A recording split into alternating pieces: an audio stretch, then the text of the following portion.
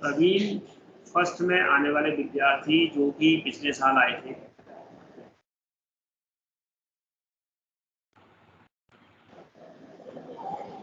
कुछ लोग, कुछ क्या मैं कहता हूँ इसमें 95% लोग ऐसे होते हैं जिनको राशि, नक्षत्र, भाव कुछ जानकारी नहीं होती।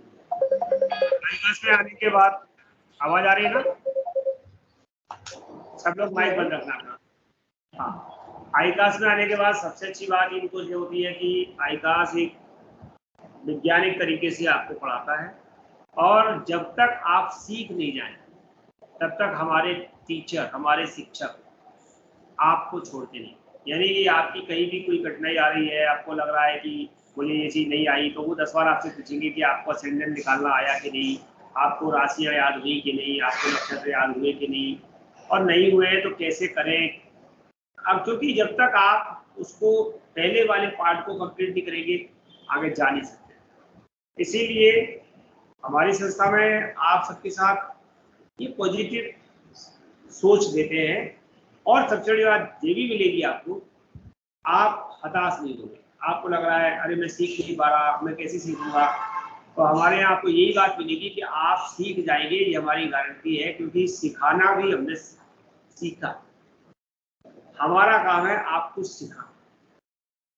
और जो हमारी संस्था का उद्देश्य है, जो हमारा उद्देश्य है, वो है दीप से दीप जलाना। दीप से दीप जलाते रहो, क्या गाना है कुछ है, दीप से दीप जलाते चलो और ज्ञान की गंगा बहाते चलो। तो हमारा मूल उद्देश्य है कि मैंने जाना, मैं आगे वाले को बताऊं और आगे वाले को ये शिक्षा दूं कि वो और आगे वाले को बताए। हुआ क्या, मुगल काल आने के समय और उससे पहले भी जो बहुत सारे आक्रमण काल आए, हमारी वेद विद्या का ह्रास हुआ। क्योंकि शास्त्रों में लिखा है अशिष्याय न देयम अपात्राय न देयम, जो शिष्य बनने योग्य ना हो, जो अपात्र हो, जो इसका सदुपयोग न करे, जो इसकी बुराई करे, ऐसे व्यक्ति को शास्त्र नहीं दिया। तो कुछ आक्रमण आदि के कारण हमारे ऋषि मुनियों ने मध्यांतर में अपनी विद्या को बांटना बंद कर दिया। उसका और जो शास्त्र थे वो कुछ अंग्रेज लूट के ले गए, कुछ अन्य कारणों से गुप्त हो गया, लुप्त हो गया, कुछ दूसरी शिक्षाएं, मैकाले पद्धति जो हमारे यहाँ आ गई उसके कारण हरासमेंट हो गया, गुरुकुल पद्धतियां हमारे यहाँ खत्म हो गई, उसके कारण हमारा ये संस्कार विहीन, वेद विहीन समाज हो गया। लेकिन आज फिर से समाज जागा है। आज समाज में फिर से एक जागृति आई है कि हमें वापस वेदों की ओर लौटो। हम वेदों की ओर वापस जा रहे हैं, और वेदों की ओर वापस जाने के लिए हमें चाहिए ज्योतिष। क्योंकि ज्योतिष क्या है, ज्योतिष है वेदांग, ज्योतिष वेद का अंग है। जब आप वेद की ओर लौटोगे, जब अपनी संस्कृति की ओर लौटोगे, जब अपने सनातन की ओर लौटोगे, जब आप आध्यात्म की ओर लौटोगे, तो आपको वेदों को समझना होगा। क्योंकि वेद में ही पूरा ब्रह्मांड छुपा हुआ है। क्योंकि वेद में ब्रह्मांड इसलिए छुपा हुआ है, वेद को किसी ने लिखा नहीं है, वेद ब्रह्मा ने कहे, ब्रह्मा के मुख से निकले, इसीलिए वेद में पूरा ब्रह्मांड। और लेकिन उस ब्रह्मांड को जानने के लिए, उस वेद को समझने के लिए, वेद के जो षडंग हैं, शिक्षा, कल्प, व्याकरण, निरुक्त, छंद और छठवां अंग है ज्योतिष, इसको जानना बहुत जरूरी है। जब तक आप ज्योतिष को नहीं जानते तब तक आप उसकी अगली इकाई पर नहीं जा सकते। क्यों? क्योंकि ज्योतिष नेत्र है। बिना नेत्रों के आप कोई काम कर सकते हो? नहीं कर सकते। तो हमारे इस संसार को देखने के लिए भगवान ने दो नेत्र बनाए। जब सृष्टि का आरंभ हुआ है, सृष्टि जब हर बार सृष्टि लय हो जाती है, जल मग्न हो जाती है, और फिर जो ब्रह्मा की आयु पूरी होती है उसके बाद एक नई सृष्टि का उद्गम होता है। जब नई सृष्टि का उद्गम होता है तो पूरे ब्रह्मांड में, पूरे कॉस्मोस में आकाश के बाद दूसरा हिस्सा हमको जल दिखता है। बता सकते हैं कि पृथ्वी पर जल कितना है? जल कितना परसेंट है? बता सकते हैं? इस पृथ्वी पर कि जल कितना परसेंट है, कोई बताएगा? 71। हाँ, 74, 71 मतलब 70%। 75 जी। 71 है, 70 मान लो, 71% है। और पृथ्वी कितनी है? 29। अगर जल 71 है तो 29 पृथ्वी, यानी पृथ्वी का हिस्सा कम है, जल का हिस्सा ज्यादा है। तो जल में, ये जल की बात थी। जल को कहते हैं नार। क्या कहते हैं जल को? नार। नार माने पूरी इस ब्रह्मांड में जल ही जल था, जल ही जल था।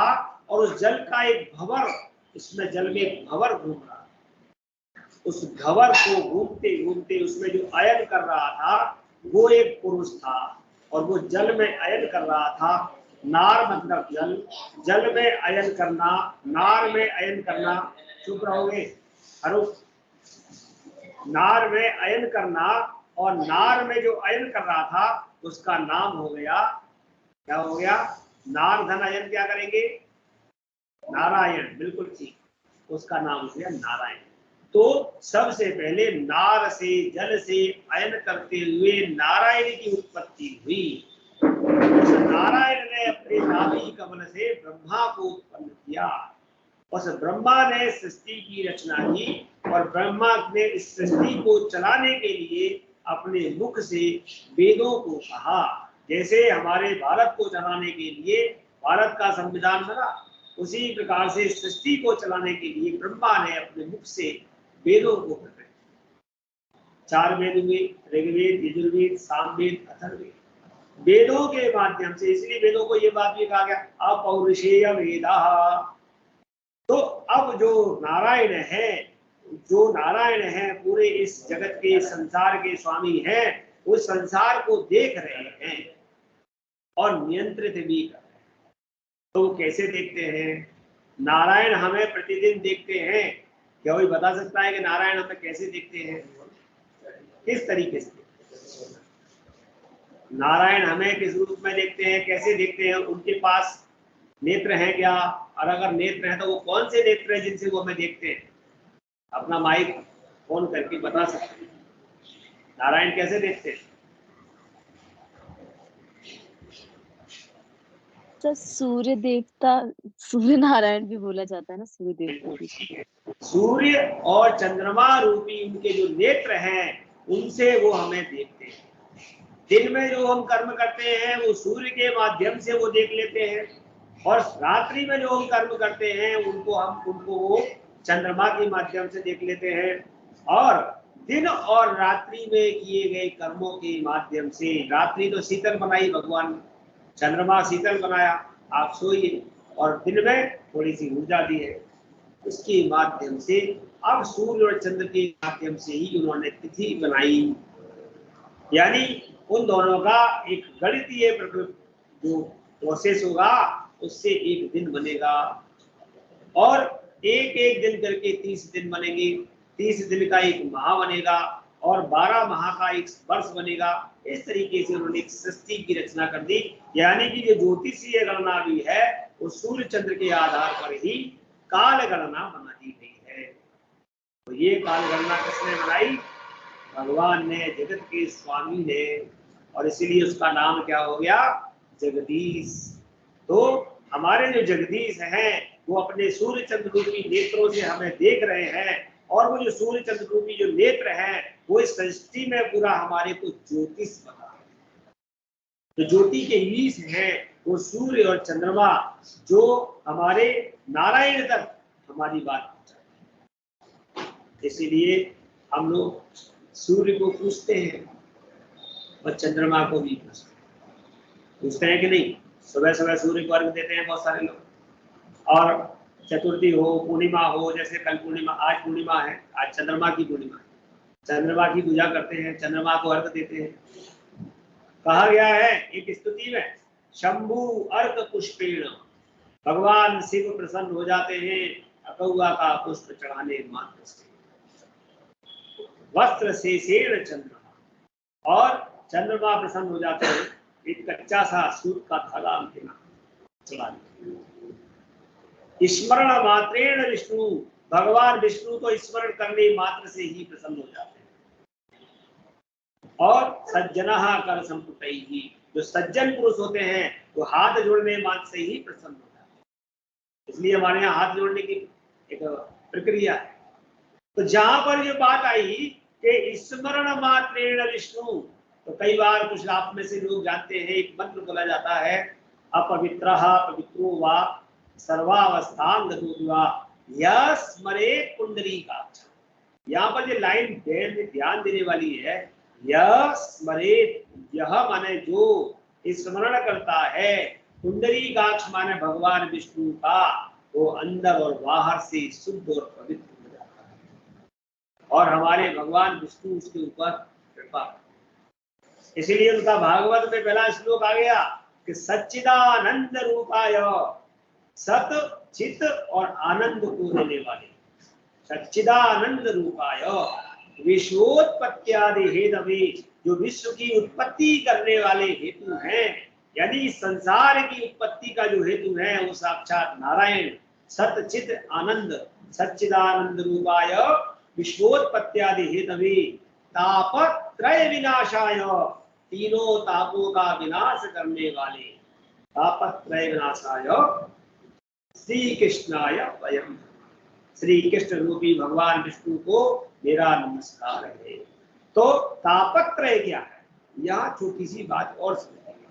तापत्रय होता है हमारे जीवन में 3 प्रकार के ताप होते हैं। ताप कहते हैं बुखार, ताप कहते हैं कष्ट को। 3 प्रकार के ताप होते हैं, आदि दैविक, आदि भौतिक और आध्यात्मिक। कुछ लोग दैविक ताप से परेशान हैं, यानी देवताओं के कारण, सर्दी गर्मी बरसात जितनी भी हमारी, जो कभी कभी भूकंप का आना, कभी ज्वालामुखी उठना, कभी बरसात ज्यादा आना, ये सब दैविक प्रकोप है। देवीय प्रकोप, किसी ने कहा तुम्हारे यहाँ कुल देवता उड़ गए या पितृ देवता उड़ गए, सब दैविक है। कुछ हमें मालूम है, कुछ नहीं भी मालूम है, जान ज्ञात अज्ञात अनज्ञात जो भी है वो सब देव प्रकोप। आदि दैविक, आदि भौतिक। भौतिकता के कारण हम परेशान होते हैं, हमें भौतिक सुख नहीं मिल रहा, मेरी साइकिल चलने को हुआ, मेरी साइकिल पंचर हो गई, गाड़ी स्टार्ट नहीं हो रही, घर में जो है संसाधनों की कमी है, भवन है उसमें बारिश आने से पानी भर गया, बहुत सारे भौतिक ताप होते हैं। उन चीजों का न मिल पाना, सामने वाले के पास बहुत बढ़िया वाला कार है, बहुत बढ़िया भवन है, बहुत बढ़िया एलईडी लगा हुआ है, लेकिन मेरे पास नहीं है, ये भी एक भौतिक ताप है। भौतिक ताप के कारण दुखी, आदि दैविक आदि, ये दोनों ताप से ज्यादा दुखी करने वाला जो ताप है वो है आध्यात्मिक। आदि दैविक, आदि भौतिक, आध्यात्मिक।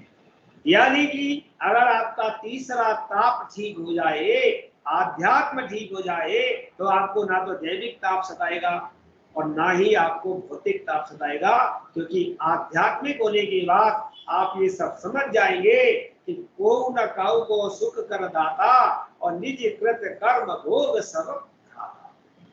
श्री रामचरितमानस में राम जी ने लक्ष्मण जी के साथ ये प्रसंग कहा कि कोई किसी को सुख और दुख नहीं देता, निज कृत कर्म, ये जन्मनी वा अन्य जन्मनी वा, किसी ना किसी जन्म में हमारे द्वारा किए गए शुभ और अशुभ कर्मों का परिणाम ही हमारे को कष्ट देता है। लेकिन उन कष्टों को देने के लिए भगवान नारायण ने, देखिए नारायण भगवान विष्णु की एक खास बात यह है कि भगवान अपने ऊपर कुछ भी नहीं देते। अगर आपको कुछ देते हैं तो भी श्रेयवान किसी और को बना देते हैं, और अगर आपको कष्ट भी देते हैं तो भी वो किसी और को श्रेयवान बना देते हैं। बस कृष्ण बन के कहते जरूर है कि जो भी कर रहा हूं मैं कर रहा हूं, लेकिन वो श्रेयवान किसी और को, जैसे किसी की किसी की मृत्यु हुई हॉस्पिटल में जाने से। आज मैं अखबार में पढ़ रहा था, एनेस्थीसिया ज्यादा दे दिया इसलिए उसकी मृत्यु हुई है। या किसी के कोई उत्तीर्ण हो गया, या किसी की जॉब लग गई, या किसी को कोई सफलता मिल गई, तो उसमें किसी व्यक्ति विशेष को, किसी मूर्ति विशेष को, किसी वाहन विशेष को, किसी साधन विशेष को वो भगवान आगे कर देते हैं। करे भाई मुझे समय को वो अमुक साधन मिल गया, इसके कारण मुझे ये प्राप्ति हो गई, और अमुक व्यक्ति ने मुझे ये गलत चीज दे दी, इसलिए उस व्यक्ति की मृत्यु हो। अगर वो ऐसा ना करता, अगर वो वहां से वो न गिराता, अगर वो ये फलानी चीज नहीं खाता, अगर वो इस प्रकार के व्यसन नहीं करता, तो वो नहीं मरता। तो क्या हुआ, भगवान ने दोनों चीज दूसरों के ऊपर छोड़ दी। मेरे ऊपर कुछ नहीं, बोले मैं कुछ नहीं करता। तो वो दूसरे लोग कौन हैं? वो आपके सगे संबंधी, रिलेटिव, मित्र, शत्रु आदि हैं। तो वो रिलेटिव आपको कैसे दिखते हैं, कहाँ से दिखेंगे? तो वो कहीं और नहीं, वही है जिनको हम पढ़ने जा रहे हैं, और उनका नाम है ग्रह। वो ग्रह के रूप में आपके पास आते हैं। ग्रह के रूप में आपके पास आते हैं। सूर्य है जो आपके पिता या पिता तुल्य या पिता जैसे संबंधों को दर्शाए। चंद्रमा है जो आपकी माता, माता जैसे संबंधों को दर्शाए। मंगल है जो आपके भाई और भाई जैसे मित्र जैसे संबंधों को बताएगा। बुध है जो आपके मित्र हैं, मौसा है, मौसी है, बुआ है, फूफा है, इन प्रकार के मामा पक्ष के संबंध है, मामा मामी है, इन सबको बताएगा। बृहस्पति है जो आपके गुरुजन है, जो गुरु तुल्य लोग हैं, जो आपको ज्ञान देने वाले लोग हैं, जो आपको श्रेष्ठ बनाने वाले लोग हैं, वो संबंध आएंगे। शुक्र है वो कई स्त्रियां हैं जो आपके साथ संबंध में आएंगे। तो शनि है जो आपके दास है, सेवक है। राहु केतु है वो भी आपके संग में सेवा करने वाले सहयोगी लोग हैं, और यही आपको सुख भी देते हैं और यही आपको दुख भी देते हैं। आपको किसी और से दुख नहीं मिलता, आपको किसी और से सुख नहीं मिलता। सुख और दुख देने वाले वही होते हैं जो हमारे परिचित या क्या रिलेशन, चाहे वो नजदीकी रिलेशन हो, चाहे हमारे मित्रवत बने हो, चाहे हमारे व्यापारिक रिलेशन हो, चाहे हमारे पड़ोस के रिलेशन हो, लेकिन वो रिलेटिव जिनको आप समझ रहे हैं कि ये मेरा चाचा है इसकी वजह से कष्ट हो रहा है, ये मेरी पत्नी है इसकी वजह से कष्ट हो रहा है, ये पति इसके नहीं, वो किसी ना किसी जन्म का कोई ग्रह है, और वो ग्रह रूप में आपकी कुंडली में स्थापित है। लेकिन ग्रह आपको कष्ट कैसे देगा? वह उस रिलेटिव की बुद्धि के ऊपर बैठ जाएगा, और वो रिलेटिव उस बुद्धि के माध्यम से आपका खून पिएगा। क्योंकि खून के रिश्ते काय के लिए होते हैं? कोई बताएगा? खून के रिश्ते काय के लिए होते हैं? जोर से बोलो, खून पीने के लिए। ठीक है, जब कभी उनसे अगर बहुत ज्यादा झगड़ा हो रहा है, इसका मतलब आदमी तो ये कहता है खून के रिश्ते तो खून पीने के लिए। और इसलिए आज के समय में, आज देश काल पात्र के कारण लोग खास रिश्तों को दूर रखते हैं, और जो बाहर के रिश्ते हैं उनको बना लेते हैं कि भाई बाहर का आदमी है, उससे मेरी बात हो रही तो कोई बात नहीं, लेकिन घर के व्यक्ति को सब बात पता चल गई कि वो मेरी सब जगह तू कर देगा। तो ग्रह है ये। अब आप ये बात ध्यान रखो कि ये सब आपके रिलेटिव जो आपके साथ कर रहे हैं, वो आपके साथ कुछ नहीं कर रहे हैं। मंगल के उद्बोधन में, मंगल के प्रेजेंटेशन में सुकृति जी ने आपके साथ बहुत अच्छी बात कही कि उन्होंने 6 महीने में क्या पाया? उनने ये पाया कि हमें स्पिरिचुअल होना चाहिए, हमें आध्यात्मिक होना चाहिए, हमें चिड़चिड़ा नहीं बनना चाहिए, क्योंकि ये सब हो रहा है वो कहीं ना कहीं पूर्व निर्धारित है, और उसके बाद हमें उसको सहन करने की क्षमता बढ़ानी होगी। हमें थोड़ा अपना अध्यात्म जगाना पड़ेगा, हमें अपने अंदर वो बात लानी पड़ेगी कि हमारे साथ अगर कोई ग्रह खराब कर रहा है तो उसके साथ हम कैसा बिहेवियर करें जिससे कि वो ग्रह हमारे साथ खराब न करे। क्योंकि देखिए, ऋण तो आपको चुकाना ही है, लेन देन तो चलेगा ही चलेगा। केवल ज्यादातर बात इन कष्ट वालों की हो रही है, क्योंकि जब आपके पास ज्योतिष को लेके कोई आएगा तो मैक्सिमम वही पर्सन आएंगे जो कष्ट में होंगे। जो सुखी होंगे वो तब आएंगे जब उनको मकान बनाना हो, शादी करनी हो, घर में कोई शुभ इवेंट करना हो, तो वो मूर्ख पूछने आएंगे। वो ये पूछने नहीं आएंगे कि मेरा मकान क्यों बन रहा है, देखो ज्योतिष में। मेरे पास मेरी शादी क्यों हो रही है, वो ये कहेगा मेरी शादी क्यों नहीं हो रही है, मेरा मकान क्यों नहीं बन रहा है, यानी वो कष्ट में आएगा।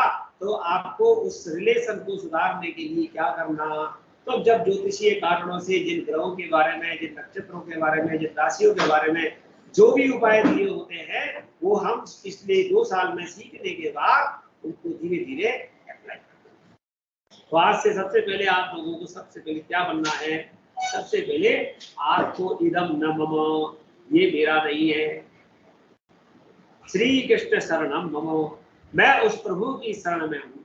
आप जिसको कृष्ण को अपना मानते हो, हनुमान जी को मानते हो, गणेश जी को मानते हो, जिसको भी मानते हैं, ये सब उनका है, उनकी शरण में है। क्योंकि 3 प्रकार के व्यवहार होते हैं। कितने प्रकार के व्यवहार होते हैं? 3 प्रकार। एक व्यवहार होता है जो हमारे संबंधियों से होता है, और जब संबंधी से व्यवहार करते हैं तो उसके सर पे माथे पे तिलक कर देते हैं कि भाई ये आए और गए तो इनको हमने व्यवहार में ये दिया, और जब हम उनके यहाँ गए उन्होंने नहीं दिया तो फिर हमने उनको सुना दिया कि हम तो इनकी मोड़ा को 10 रुपया देके आए और वो माया खाली हाथ चली आई। तो सर पूजने का मतलब है सर फूटते हैं। क्या होता है? सर पूजने का मतलब है आपस में सर भी फूटते हैं। ये व्यवहार है, व्यवहार में होता ही है। अब तो बहुत कम हो गया, पहले तो लोग लिखते थे कि वो कितने दे गए, जरा डायरी निकालना कि कितने रुपए दे गए थे हमारे ब्याह में। बोले 21 रुपया, तो बोले ठीक है तुम 31 दिया, इससे ज्यादा नहीं। अब तो लोग ये बात सोचना छोड़ दिए, क्योंकि अब अध्यात्म में हो गया या देश काल पात्र, लोग अपने स्टेटस मेंटेन करते हैं। दूसरे नंबर पे हमारे पूजित होते हैं आचार्य, जो हमारे यहाँ पूजा आदि करते हैं। उनका कभी माथा नहीं पूजना चाहिए, उनका हाथ पूजना चाहिए, क्योंकि वो हाथ से आशीर्वाद देते हैं। हस्त पूजन, हमें उनसे आशीर्वाद की अपेक्षा है।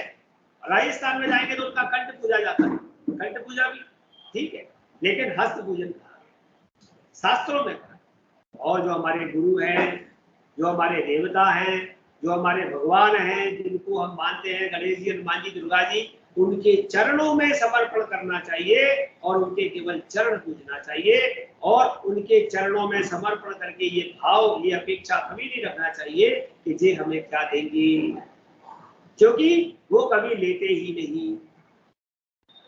भजन बना हुआ है, भगवान खाते नहीं, भगवान पीते नहीं, भगवान सोते नहीं, भगवान तुम सुलाते नहीं, वो खाते नहीं तुम खिलाते नहीं, ऐसा भजन आपने सुना होगा ना। तो ये बात सही है। ईश्वर केवल आपके विचारों को, आपकी भावनाओं को, आपके समर्पण को देखता है। उसे कुछ नहीं चाहिए आपसे, बस आपकी समर्पित बुद्धि चाहिए। गीता में समर्पित बुद्धि के बारे में लिखा है, थोड़ा सा आप गीता पढ़ो, उसमें ये बात लिखा है, अनन्या चिंतयन्तो ये माम ये जनाः पर्युपासते तेषां नित्याभियुक्तानां योगक्षेमं वहामि। जो मेरी अनन्य भक्ति करते हैं, जो मेरी अनन्य चिंता करते हैं, जो सब कुछ मैं अपना ये मान करके करते हैं कि मैं भगवान के प्रति कर रहा हूँ, उनके योग क्षेम की चिंता मैं करता हूँ, ऐसा भगवान कृष्ण ने गीता में कहा है। तो आप सबको ये सब चीज ध्यान रखनी। अगली क्लास में आने से पहले कुछ चीजें आपको नोट करनी है। आपको राशियां याद करनी चाहिए, आपको नक्षत्र याद करने चाहिए, और आपको ग्रह याद करने चाहिए। तो आज